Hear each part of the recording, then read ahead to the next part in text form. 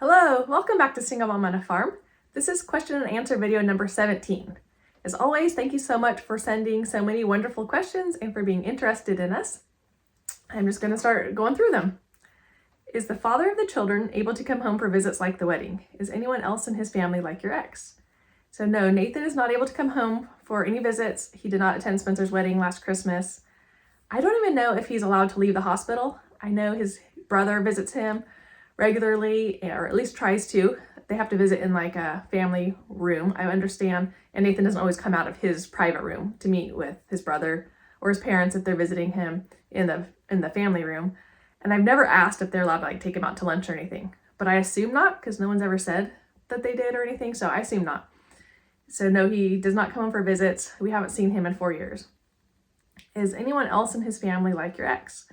Well, they're all tall, and they're all super duper smart, and they're super musical, and they're very artistic. He has a brother that had worked for Pixar for a number of years, did animation, so like that was amazing. And he has a brother who has a band. I mean, so they're all similar in those kinds of traits.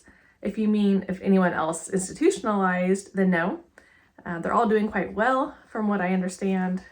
So I don't think any of them have had the problems to the extreme where he has, where it's just more the scrupulosity, like I talked about in another video, just wanting to be super honest and keeping laws and not agreeing, I guess, how our world is run, which like nobody really agrees with that, but taking it to an extreme, following every single rule.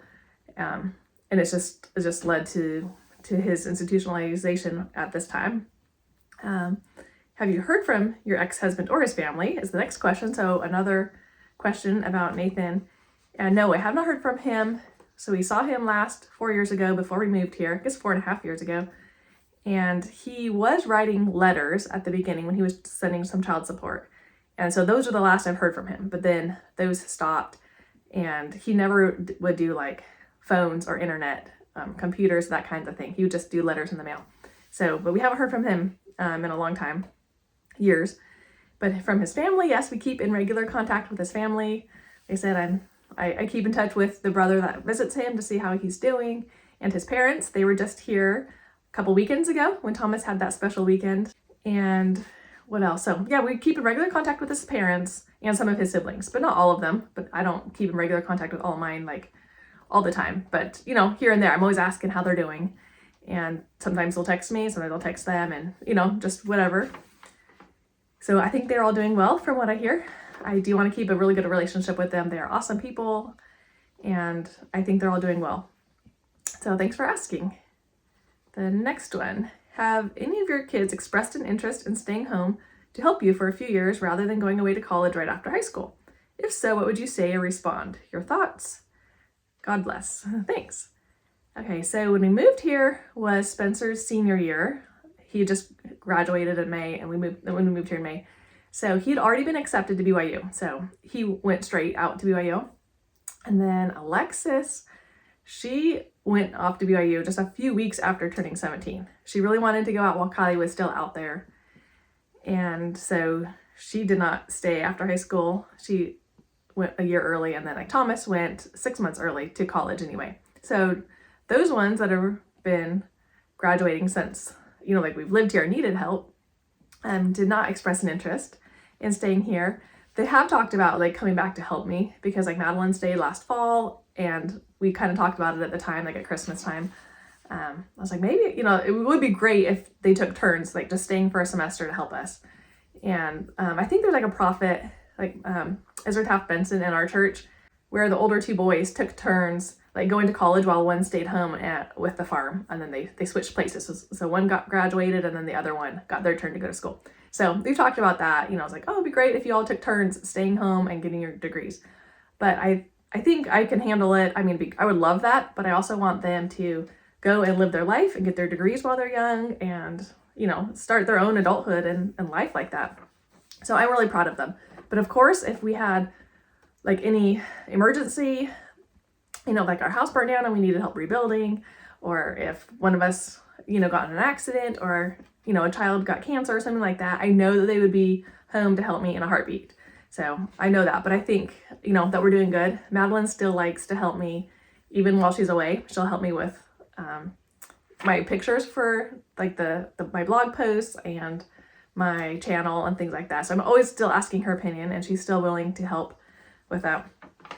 But if you're asking about the kids that are still home now, we haven't talked about it in depth, but I have thrown away around the idea sometimes. Like, it'd be great if you don't want to go to college, stay here and help me.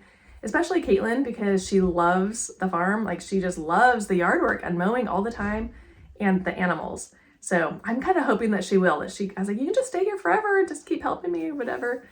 So she's thinking about it. I think she'd make a terrific vet because she loves animals so much. So I kind of want her to go to vet school. And she has a lot of other career options that don't require an undergrad degree, like a midwife or a doula, like a lot of different animal things that she could do. I mean, she could do her crochet business. She could do hair. I mean, she can do a lot of things. She's really talented. So, I mean, she could start teaching like guitar lessons and piano lessons. Like, I feel like she'd be a great entrepreneur, and she could even have like 3 or 4 different things that she could teach. She could teach classes. She could have little part-time jobs at the library teaching crochet classes, just for a set $100 a week type of thing, just kind of little things like I'm doing right now. I think she's interested in those little odd jobs and income sources all over the place. So I don't know. She does want to go to college because the older kids are there. So she kind of wants to go, if any of them are still there when she graduates, to spend time with them.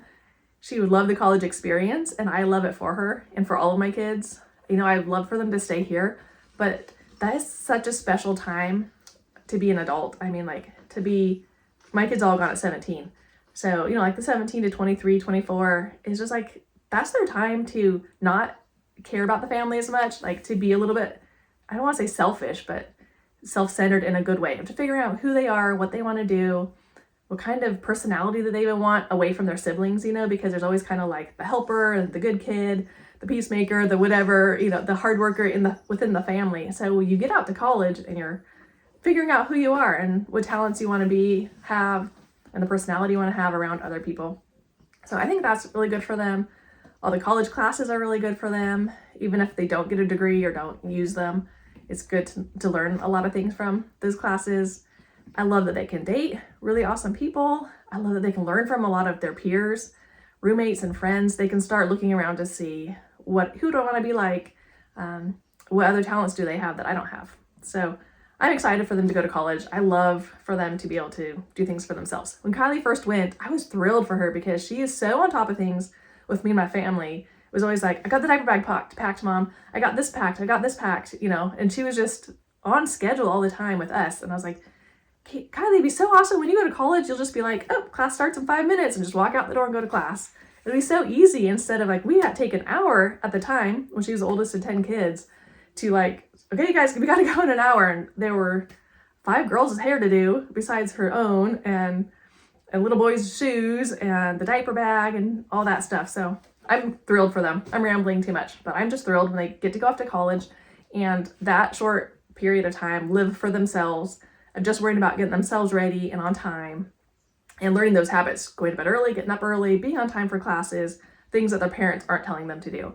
And then they'll have a family, and then again, it's so much responsibility for other people. So I love a lot of things about college. And our colleges that our kids have gone to are very religious.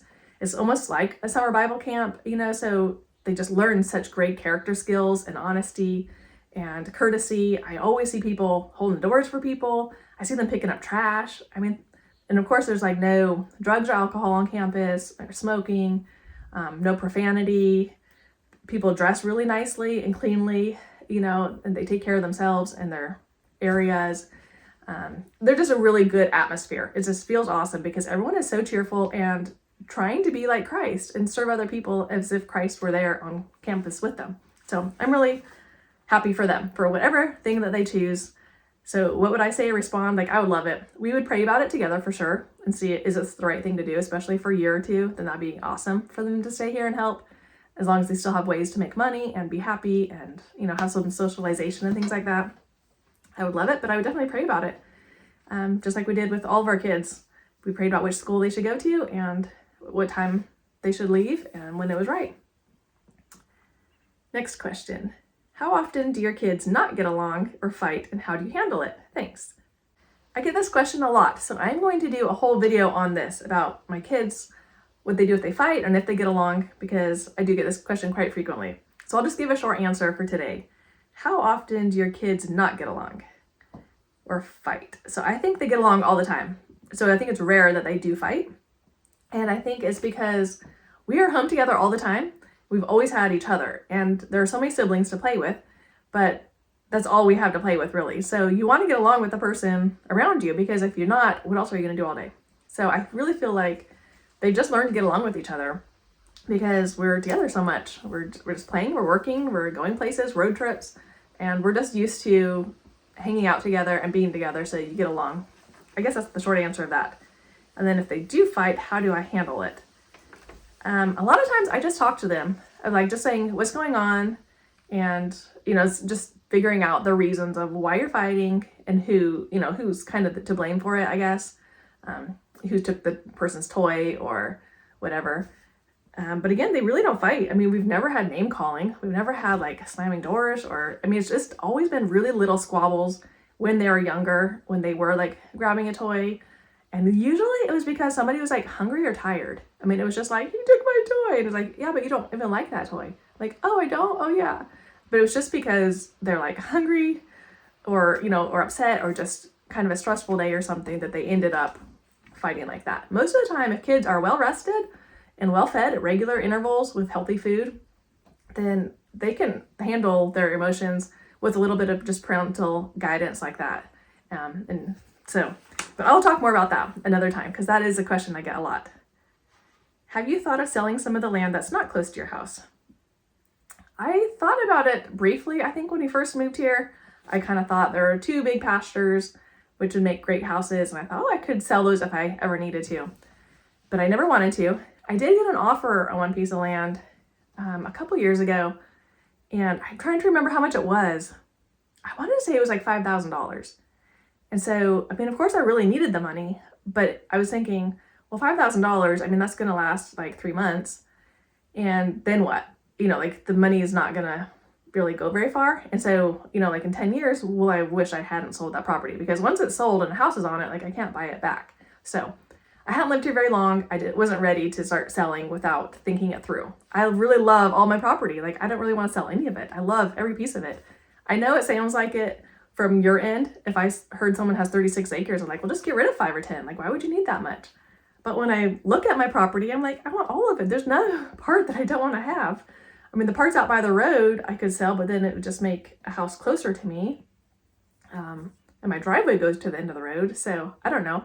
And the woods are all big ravines with creeks in them. So there's like like our house, and then you go down the woods to a creek, and then you go up a hill and then down, and there's another creek. So you can't build a house on those very well. It's like in the woods.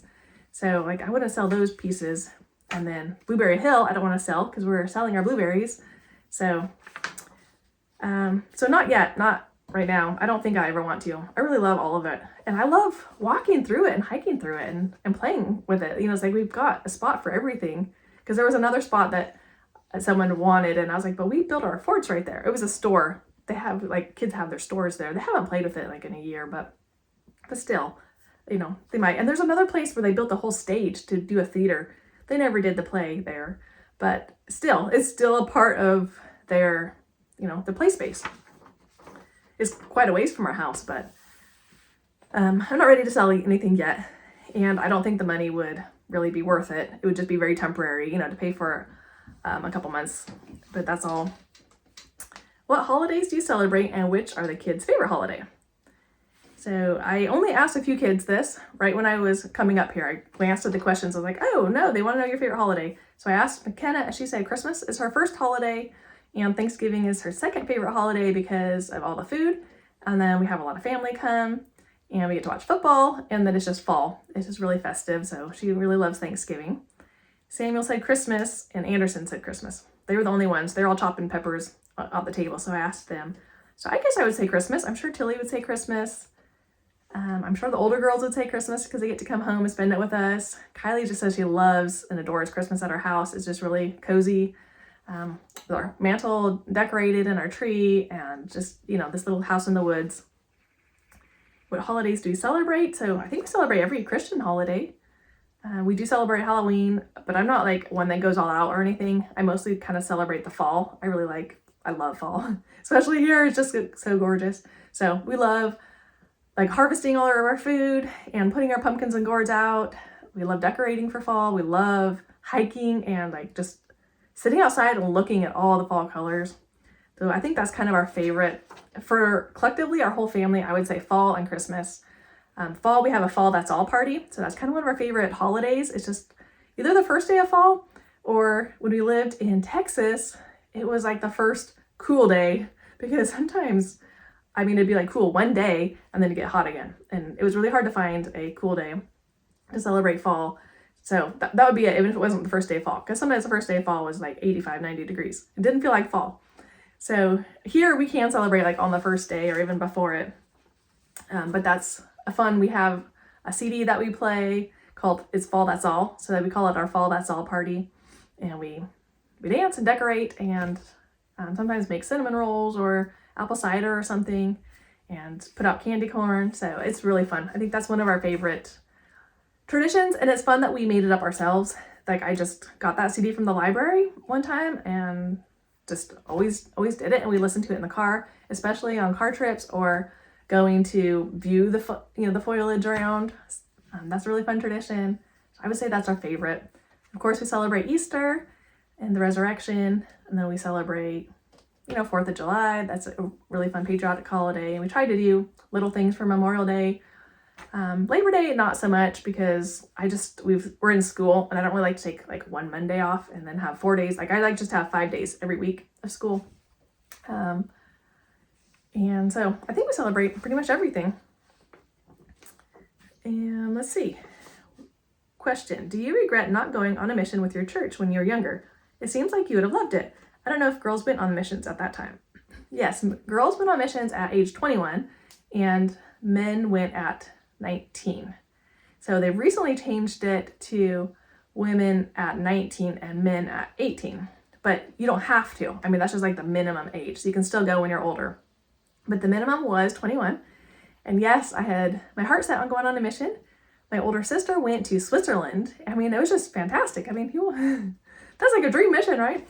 And she got to speak French, and I knew quite a bit of French. I loved writing her letters in French. I loved reading all her letters that we would mail, real letters at that time. So that was fun. I was sure I was going to be a good missionary. And we talked about it when Nathan wanted to get married. I said, no, I'm going on a mission, but I was only 19, so it would be a long time later. And I think I've told this story before, but Nathan was just like, well, if you go on a mission, when you come home, then no one's going to marry you. You'll be too old.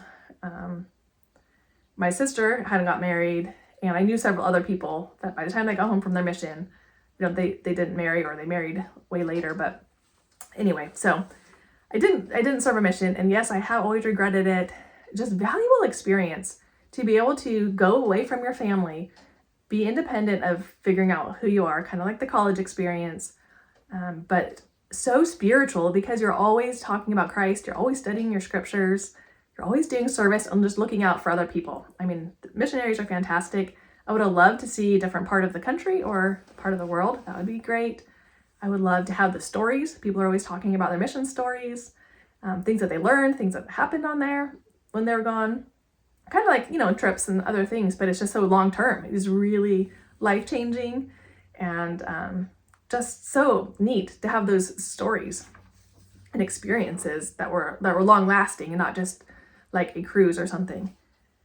So yes, I do regret it, and I would have loved it. I think I really would have loved it. I think it would have been good for me to get along with other people and just dedicate more time to studying the scriptures and more time of thinking about my Heavenly Father and Jesus Christ, and instead of just thinking, what do I have going on today? But I do love all 10 of my children. I remember when I think I was pregnant with my third one, and I was just like, wow, look at all the kids I've already had, and I would have just been like coming home from my mission by now. And I loved them. I loved being a mother. I loved that we'd already bought a house by the time I was 21, and I already had a baby. Then I was pregnant with my second one. So I was just loving that time too. And I remember standing at the door one day and just thinking like, I'm glad I didn't start a mission because I love having these children so close together and being a mom, and I felt very close to Heavenly Father. Like, I knew He was helping me with everything. I mean, I prayed all the time, like help the baby to fall asleep and help the baby to be safe in the high chair while I get something out of the fridge. You know, like I was just always praying and doing constant communication with Heavenly Father, and that really gave me a great testimony and great relationship with Him, probably somewhat similar to having started a mission. I know I would have got a great testimony and a great relationship with Heavenly Father there too. So I am so grateful for all of my kids. So I know I probably would have married later, maybe not had as many. So both things would have been awesome. I know it. And older, like I can serve a mission anytime I wanted to if I had the money. So, you know, I'm hoping to still serve like after Tilly's out of the house, maybe like when she wants to go on a mission and I just need to pay for it myself. So if I just can get some good money saved up, then I think that'll be really fun. Because one time when I was younger, when my kids were little, then there was a single lady, her husband had died, so she was probably like 60 or 65, and she got sent to Australia, and she came back and she was always telling amazing stories of Australia, and I just remember thinking, she is so brave, like to go by herself, because older couples can go together, and so I couldn't believe that she'd go by herself, and that just gave me such a great inspiration that I can maybe go myself. Great example. So I do have that dream of going if it feels right at the time. Thanks so much for asking. I feel like that was a really thoughtful question to wonder if I'd have ever wanted to go or if I'd regretted it. But I know I'll get more experiences in my life and I can share the gospel anywhere I go. And now I am through my channel that I really feel like I should tell more people that Jesus Christ is there to help you and Heavenly Father and you're not alone in this life. That is pretty much all for this question and answer. I just have like one question left that has been asked over and over again, and I've answered it on the comment section, but people still continue to ask it. So if you've already heard it and don't want to hear it, then you can turn this off. And for those who are still wondering about this, then here's your answer. So I'm going to read this one question. I did answer it in the comments, but it is similar to ones that I never did answer. So I'm sorry if I never did answer your question about this topic. And her question says, I agree with kids working hard. I like your channel, but what I don't agree with is that you choose to receive food stamps rather than getting a job. That just means that other Americans are paying for your food. You have older children that could watch the younger ones, and there are many remote jobs that can work to supplement your other incomes. I believe that is also a valuable lesson to teach your children. So I feel like I've answered this in several other Q&As and in some of the comments, so I don't want to say it too much, but obviously somehow I'm still not coming across the right way. But so many people still write about, why don't you have a job, or why are you on food stamps? And things like that. So I will just answer this one on the video in case you didn't read that comment. So I applied for many jobs, but for only 3 months, January, February, and March. And the highest paying job was $12 an hour, and I just couldn't really take it. I felt like even with 40 hours a week, that is still only like $25,000 a year. So I would still qualify for food stamps. I'd be gone for 40 hours a week, which I know I could not do that. I could not leave my kids like that. My oldest was not driving. He was only 15, and there was just like no way I could just leave him at home all the time. And I've also talked about this before. If I were to work a job in town, we would need to move to town so that they could go to public schools. I could find carpooling, things like that. Where we live, our school is 45 minutes away, but there's like no good jobs there. I would work in town, which is only 15 minutes away, but it's in another state. So the kids can't go to school in that state, but that's where I would go to work, I think. So I would be like far away from their schools. It's not like I'd be dropping them off or picking them up like you see now. So then I did apply to be a cafeteria at the school, and I got the job, but it was a set $70 a day.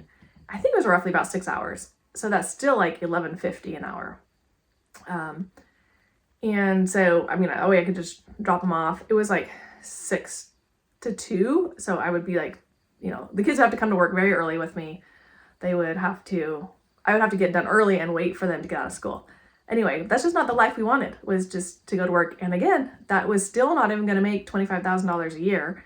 I mean, it's still not going to get us off food stamps. And here we are spending our whole day at school and work. And then we get home at 4 or 4:30 in the afternoon and, you know, just have like a very short window to like do anything here. So I didn't do that. So anyway, after those 3 months, I just kept feeling strongly that I needed to do like the blog. I didn't know about the YouTube channel at the time. I think it was kind of in the back of my mind.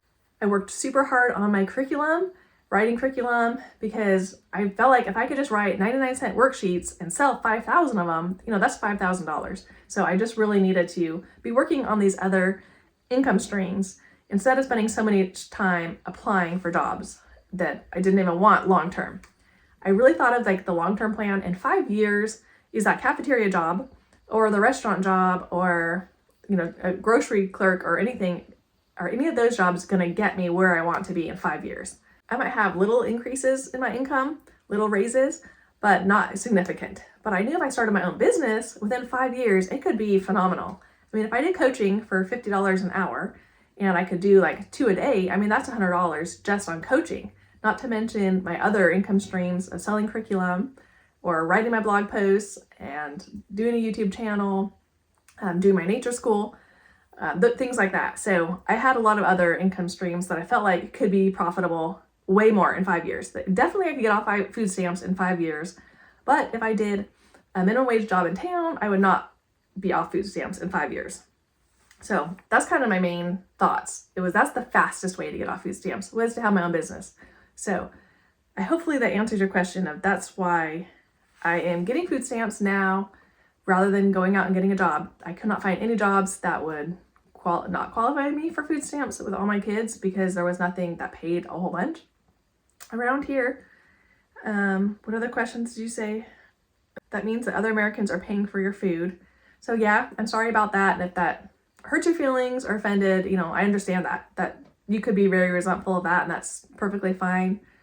When I first got on food stamps, I was very embarrassed. I still am embarrassed. To have to always swipe your card at the cashier and say, this is on EBT, it's very embarrassing. I'm like way too old for this.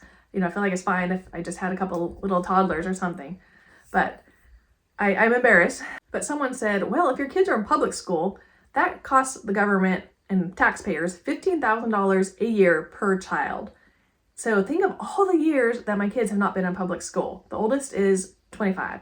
So the last 20 years, I could have had all these children in public school, costing the government at least $15,000 per kid per school year. And that's not even how much we get per year, for food stamps, just for one child. So we get about like $1,000 a month. So that's only like $12,000 a year, which I know that still sounds terrible, but it's not as much as what the government is spending on kids in public school. So hopefully I'm saving the government money by homeschooling my own kids. I try to teach them, to be very, very grateful for the food stamps, not abuse them or anything. We try to do our part to give back. Like we like to help shelf library books. We pick up trash at the parks, in the greenways, things that the government is putting money into in our area, or the taxpayers are putting money into. We try to do our part to keep them up because we appreciate them. I was like, all this is free for us. We need to do our part to keep it that way so that our taxes don't go up. Anyway, that's kind of a different story. Let's see, you have older children that can watch the younger ones. So I don't really want my older kids raising my younger ones. They are struggling themselves, at some point without even having a father in the home or even in their life, or, we've never even heard from or see on video or anything. I want to be there, to be supportive of them. So yeah, they watch them already, a lot, just for like, okay, I'm going up to Blueberry Hill, y'all stay here and do the laundry and whatever, they're always helping out a lot as it is. So I don't want them to like consistently every day after school be watching the kids until I get home. The first summer that I'm talking about that I was looking for jobs, so I stopped looking, I think in March, and I think April and May, I was like really trying to get gung-ho on my blog. It was a lot harder than I thought. I'm not technical at all. I kept thinking, Heavenly Father, I don't want to do this. I changed my mind. So I got a job at a bakery because it was really close by. It was like a 5-minute commute time. So I loved it. Awesome people. So it's just the owners and then me and one other worker. So it was just really nice. Super duper awesome people. I could bring one of my kids with me to help me out to go faster. But it was from like 8 to 2. And Alexis was home for the summer from BYU. So I thought, great, she can, take care of things at home, because she was always just taking care of things all through high school. Well, that summer, I think it was just meant to be that she wasn't super helpful. Like the garden was just kind of flopped. It wasn't getting watered or weeded or bugged or anything. We had our cow to be milked. So I would come home and like the milk was still out from lunch. Sometimes the laundry hadn't got started. I felt like I was starting my day at 2 p.m. when I got home, as if it was 8 in the morning. And I had all those hours to catch up to try to do. And I was very overwhelmed. So I was kind of getting a mess. All of the kids were just like, no structure or anything. They knew they had no parent in the home all day. So it was not a good situation. I mean, not like terrible, but you know what I mean? Not as good. Our house is usually really peaceful and calm and cheerful, and everyone's playing the piano and happy. And I could just tell they were just like, mom, mom, mom, mom. Like, just, they needed answers to things all day long. Where's the tape? Where's this? And they just needed me there. And Alexis did too. I was like, it was wrong for me to think and, you know, to ask her to take care of them all day. She was home from college. She was still 17 that summer. And so just turning 18 in July. And so she needed me to be her mom. She needed, you know, to come home and let me do her laundry and take care of her and do meals and stuff. I mean, yeah, she was still very helpful, but it was wrong to put that much responsibility on her. So I don't want my older children watching the younger ones on a consistent basis for like hours every single day. But here and there, you know, I'm always taking one on a mommy date and then the rest, you know, watch each other or go into a meeting or things like that. And that's perfectly fine. There are many remote jobs that you can work to supplement your other incomes. So I did sign up for a lot of those. They were only $8, $10, $12 an hour. So it wasn't enough to make it worth it, especially like I said, if I could do coaching for $50 an hour. And I already have plenty of remote jobs, like my, you know, all the stuff on the computer already is way too much screen time for me. So like my blogging and writing my curriculum, publishing it on different websites, it all takes a lot of time. So I think those are also going to exponentially earn me a lot more money. So if I could put a worksheet on for $1 on 3 different websites, and I could try to earn, you know, $100 from each worksheet or something like that. So I just need more time to put into my business. I know if I put in 40, 50, 60 hours a week on my business, like then it would go way fast, you know, like I just need to be putting it on social media and I need to be spreading the word. And, you know, and I haven't. I'm terrible with technology, so I'm learning about it. But I also know I'm spending a lot of time with my kids. They're only with us for short years, really. So I want to spend more time with them camping and teaching them about the garden and the yard, and everything I think is just working out as it's meant to be. Everything will work out too. And I am trying to get off food stamps very quickly, hopefully by next year, because things are getting better all the time. I'm getting the hang of things. You know, the growth is going great.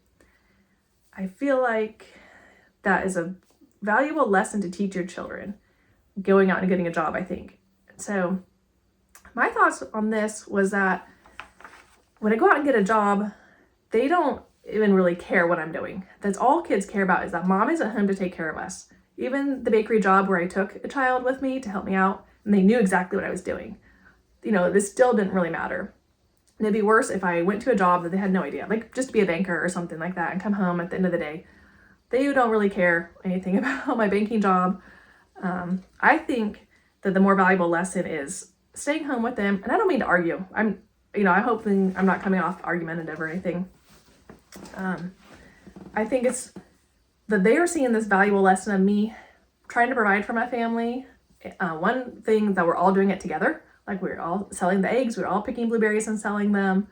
They sometimes give their input on the curriculum that I write. I help Caitlin with her crochet sales, you know, because people are buying them from my blog or texting me if they're locals, what they want, and I'm telling her and giving her the money and helping her budget it. They help me with my YouTube channel now all the time. You know, they're in all the videos, so they definitely know what's going on with that. So I feel like it's been awesome to have that big family income, you know, that we're all working together. I think that's a valuable lesson. I think just being a mom is a valuable lesson. My dad worked full-time out of the house and my mom stayed home with us. And I remember all the lessons that she taught us just by watching her, like not even vocally or anything. I'd come home from school and she was cutting out coupons. And she took us to the grocery store with us, and she taught us all the things like comparing prices, comparing ounces on a box of something to see what's the better deal. She helped us divide to know, you know, how much price per ounce something was.